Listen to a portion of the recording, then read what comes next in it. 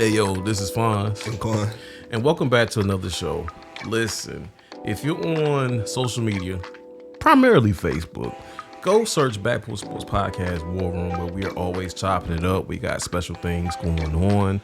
And, you know, even if you're a Cowboy fan, or like my man, he's still a fan, we'll still welcome you in there, you know. Watch it.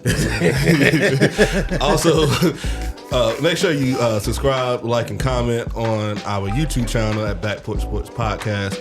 We're there every week, and we would love for y'all to be a part of it by dropping your comments.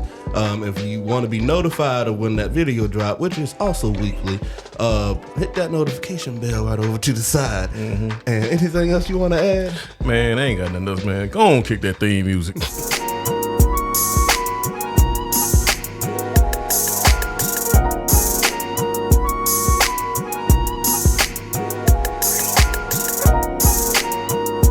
Everybody, welcome back to the show. How you doing, man? I'm doing all right. Doing good. Yeah, it's Tuesday. It's a long time ago. But it's a holiday this weekend, so I ain't worried about it. Right. But I guess we could go ahead and jump into the topic. So I know we talked about the Miami Dolphins a few weeks ago. We talked about how they hung a 70 blade on the Denver Broncos.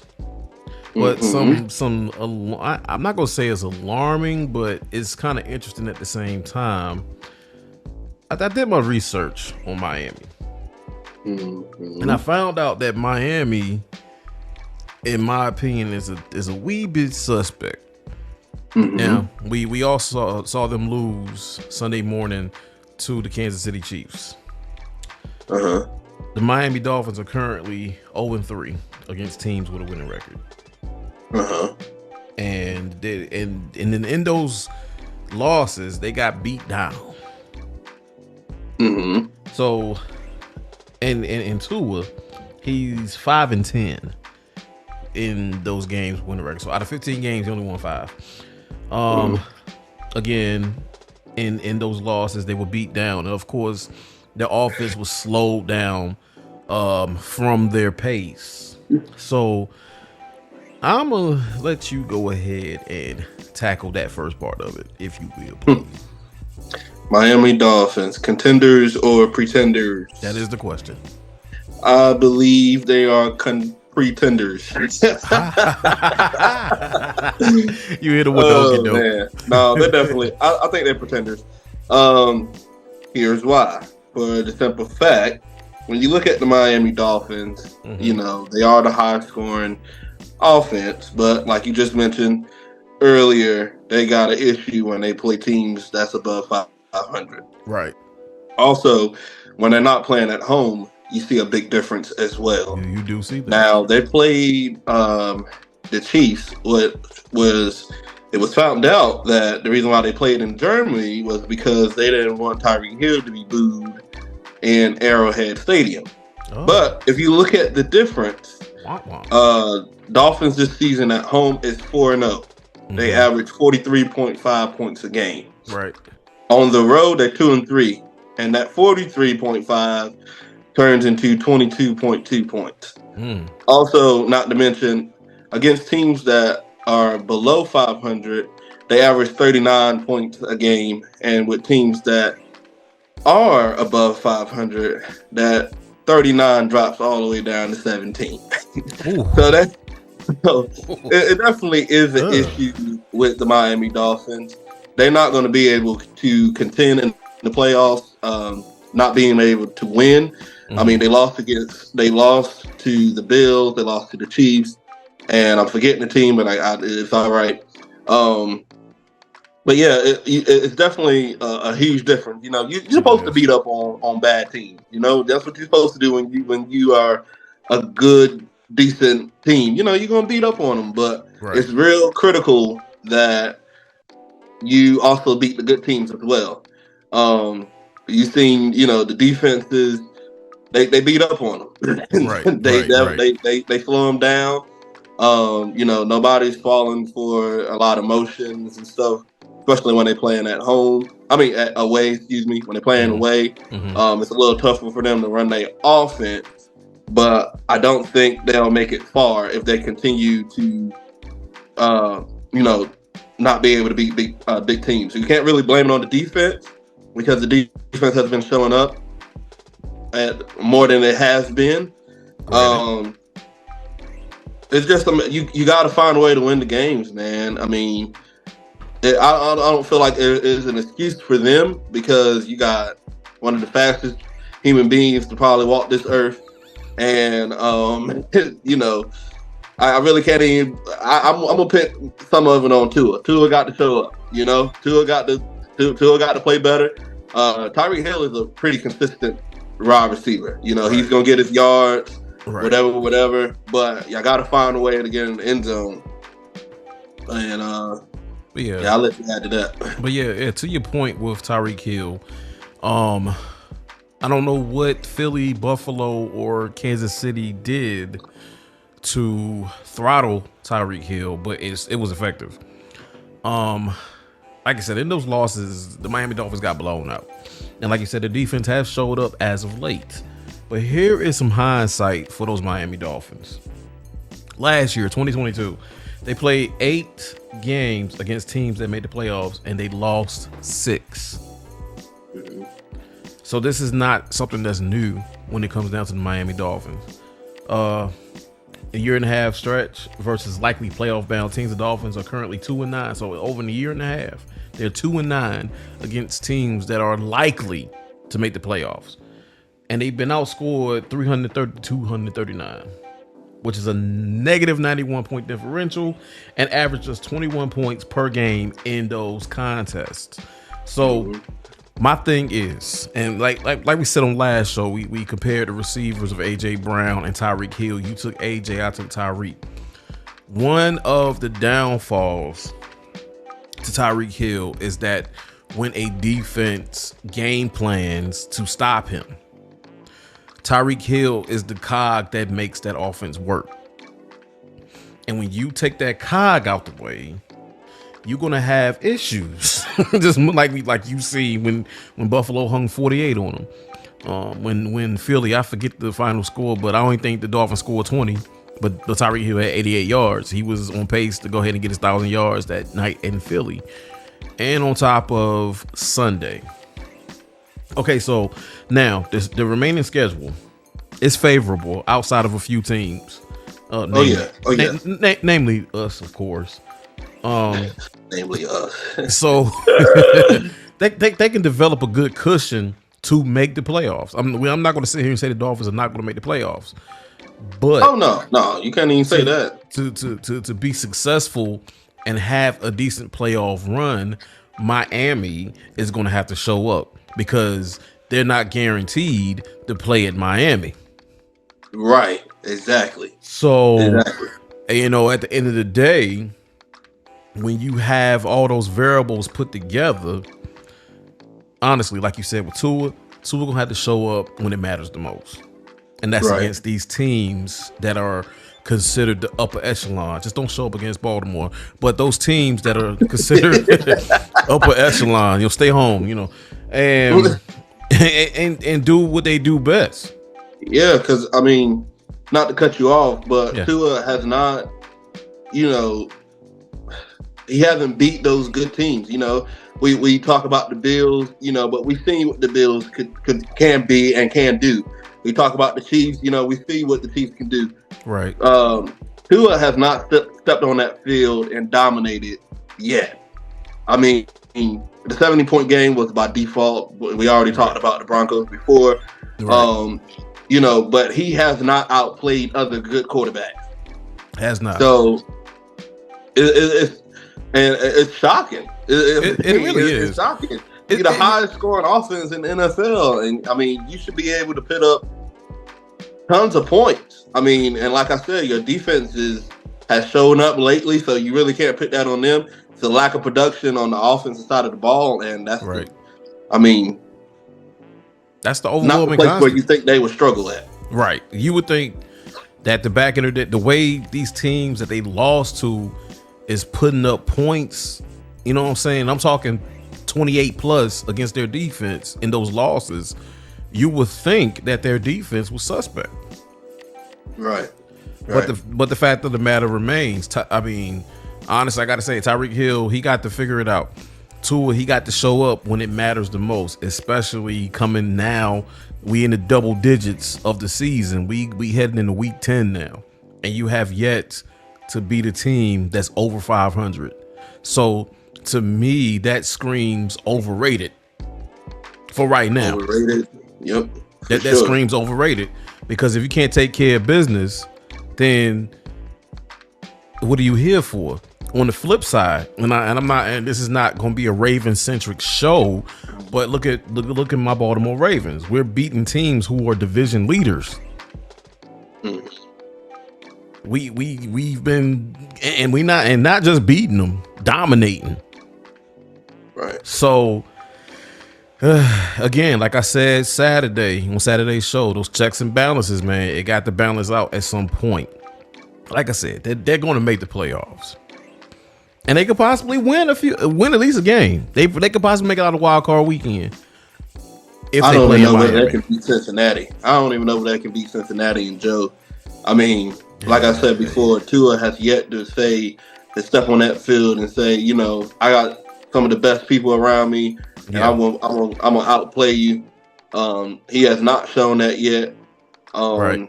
And I don't even trust them to get out the first round. I'm just going to be honest. It seems like they're too easily to be beaten. Right. And they're going to have to beat Buffalo first, because that's going to be for the AFC East. And so we just seen what Buffalo did to them. Yeah, and we've seen how Buffalo Wild Wings, which they have fell off since that game. They have, but they've lost a lot of games they should have won. Divisional games is always a toss up. No matter what the records could be, at any given moment. You really throw the record out the window, when you play divisional games. Yeah. So, but I don't know, man. I don't trust them. I mean, on paper they're the best statistically, but it just seems like they're too stoppable. They're contained too well. I mean, they was outplayed that last game against Kansas, 21-0 in the first half. Yeah. I mean, already shut out the door. And Patrick Mahomes don't got Tyreek Hill. Exactly, which is amazing. He ain't got the highest scoring, offense in the NFL, and he still maintained to beat such a challenge. Something that keeps some coaches up at night to try to figure out, okay, how we gonna double team Hill over the top and also contain Jalen Waddle underneath. Yeah. Now their run game has been sufficed, but that doesn't help when you're playing from behind, when you're down 21-0 in halftime. It doesn't, because I got really mad at Miami because I got Raheem Mostert on my fantasy team. So I got really mad with him because usually Raheem is giving me like between 22 and 25 points a week. And, when you got, like you said, when you're down 21 skunk, game over. But it is neither here nor there. Especially against Kansas. Yeah, especially Kansas City. You cannot get down and stay down with Kansas City. I mean, it was a miracle they scored 14 garbage time points. Right. You know what I'm saying? I thought really Kansas City was going to shut them out.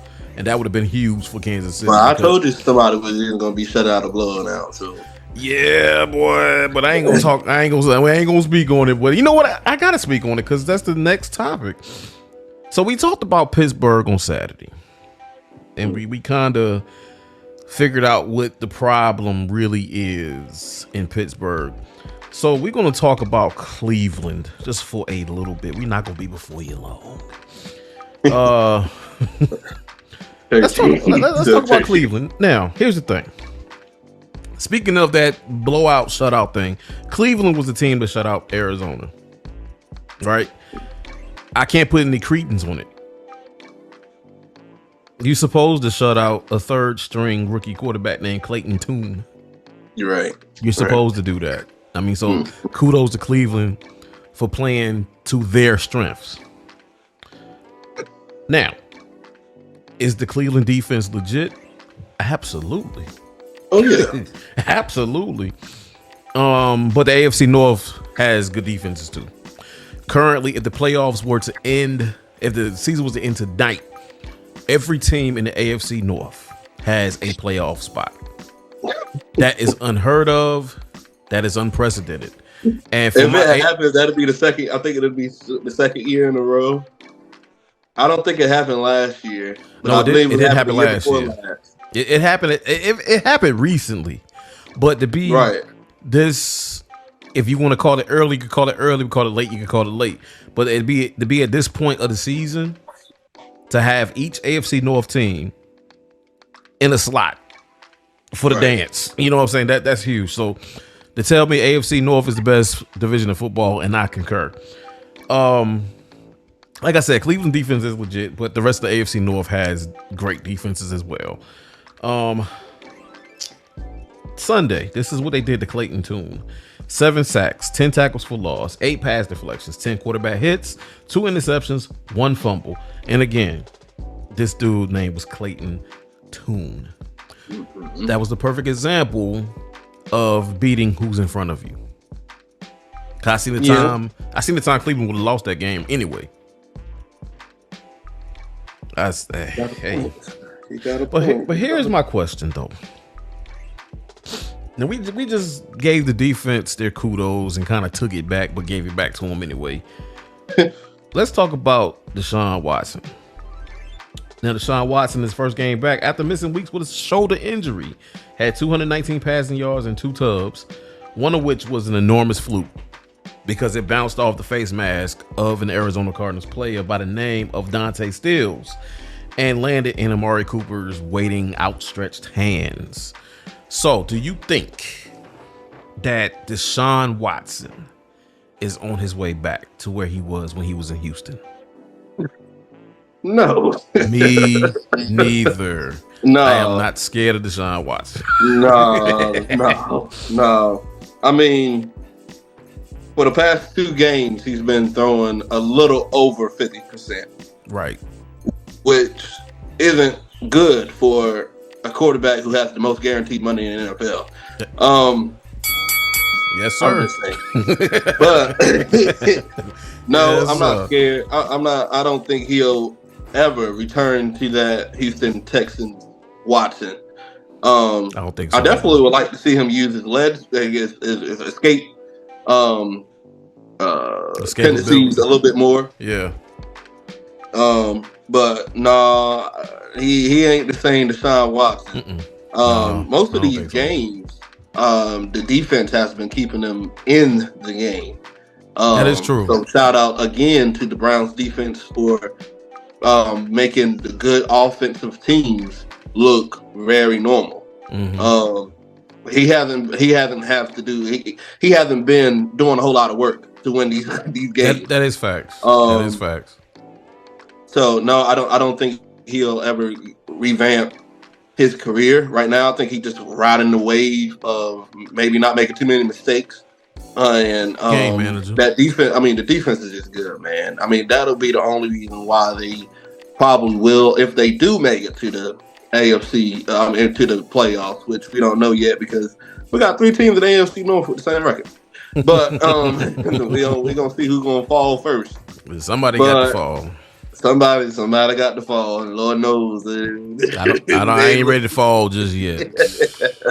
It's been long. It's been a long time coming. I don't even think if it ever comes down to him being the one who has to carry the game on his shoulders, they're gonna fail. So, I mean, if he got to have that winning drive to win. Especially against an AFC North opponent. It's not going to happen for him. I feel sorry for him. So, Cleveland is entering a critical 2-game stretch.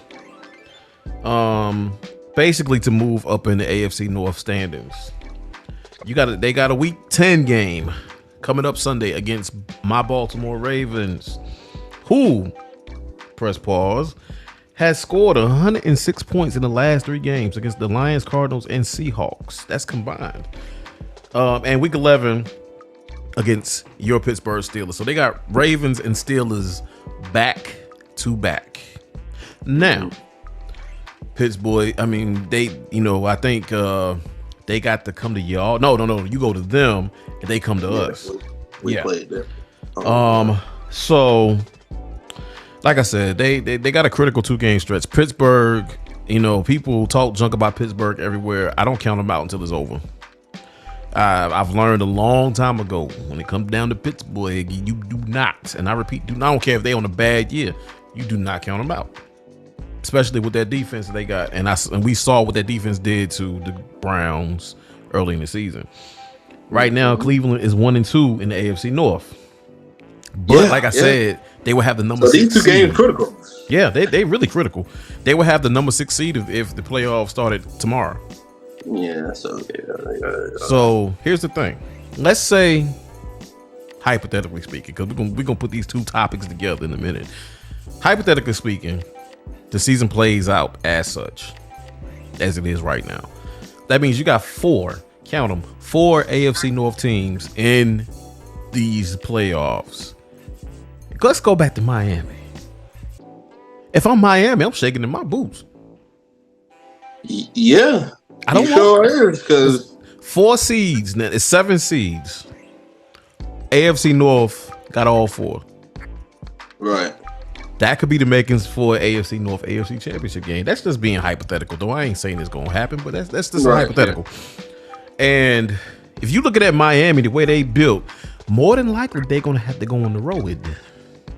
Yeah, and they ain't good on the road. No, they ain't a road winning team. No, because if they got to go on the road against Cincinnati, I don't think they're going to come out there on top. It depends on what version of Cincinnati you get. Definitely, they're going to roll. I told you they coming alive. Now I'm looking. Hey, I'm upstairs. Like, quiet down there. Don't come up there. But they're going to roll against Pittsburgh or Baltimore at this point, at this juncture. The way everything is looking, I don't see that being a happy ending either. And even with Cleveland, dare I say it, you still got Kansas City lurking out there. Right, you still got Kansas. Yep. So I mean, to sum it all up, Cleveland's defense is probably the best they've had since they've been reactivated. I'm just gonna be honest and upfront. They ain't shut out a team like that since 07. And that should say a lot about how far they didn't came. But shout out to their defensive coordinator, because I don't think nobody expected the Browns defense to be as good as it is. Oh, I did. He put it together though. He definitely using the personnel to the best of their abilities and to the best of his abilities. Right. So big shout out to them for balling. They're in my division, so I really hope they fall. I hope they fail everything. Just stumble. But nevertheless, they balling out. And Miami, like I said, I think they're still learning. This is new to them. Winning is new to them. They haven't really been relevant in about 50 years. Right. So for Tyreek Hill been over there for about 2 years now? I think it's the second year down there. So I think this is So they learning. You know what I mean? They learning. You gotta crawl before you walk. You gotta crawl before you walk. But at the same time, Dove, you gonna say you got the best offense in the NFL. And like I said, like we keep mentioning, their defense is playing better. Mm-hmm. And especially when they got Bradley Chubb back. Yeah, that was huge for them. You know what I'm saying? They playing better.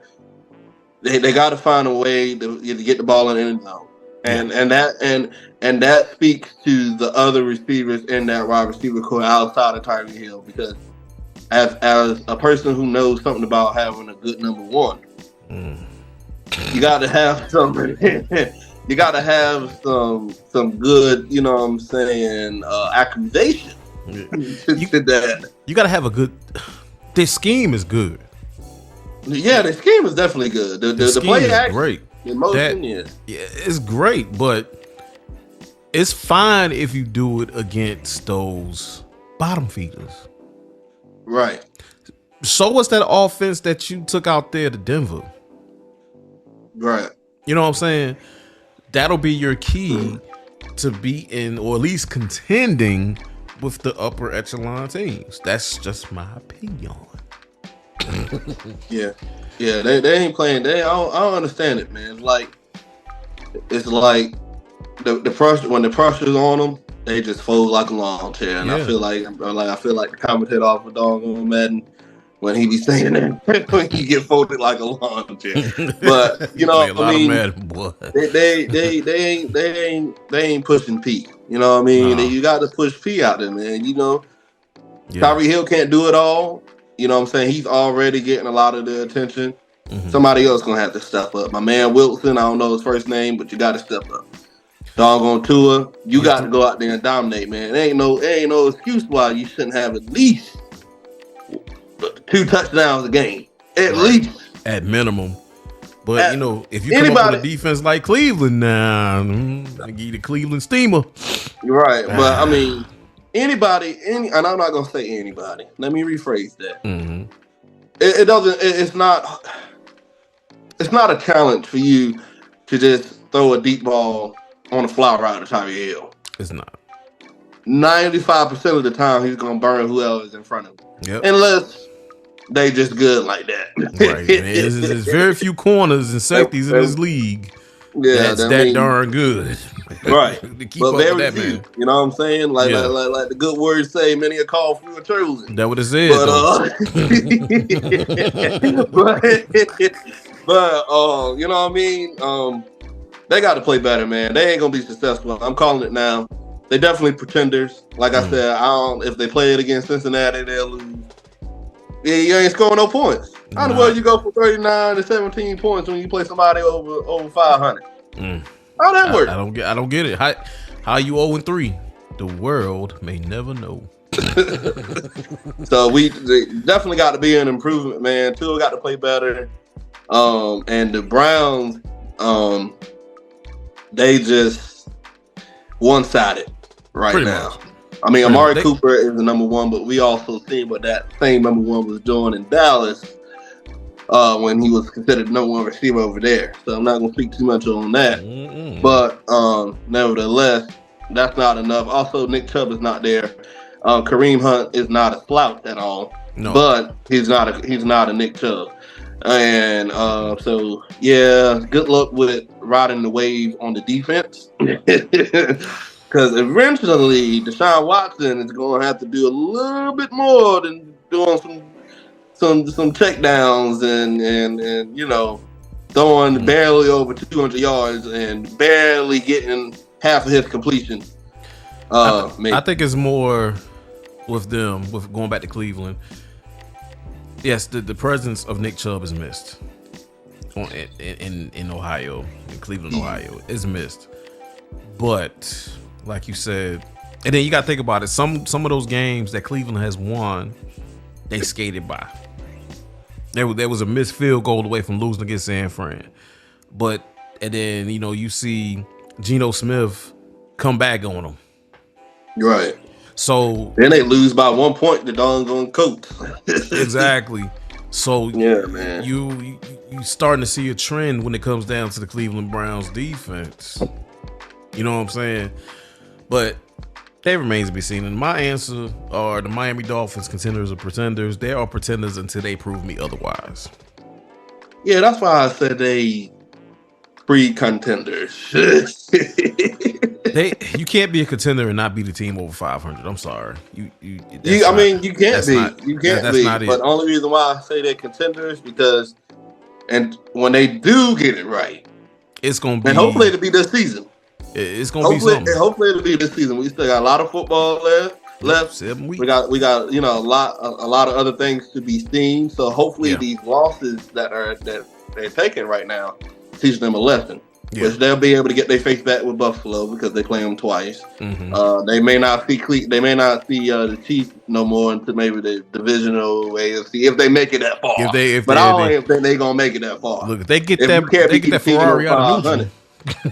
You gotta beat at least one. It's week 10 now. You gotta beat at least one team that's over 500. I mean, can't be one of them. Can't be one. Even Cleveland beat a team over 500. I'm just saying, you know, they.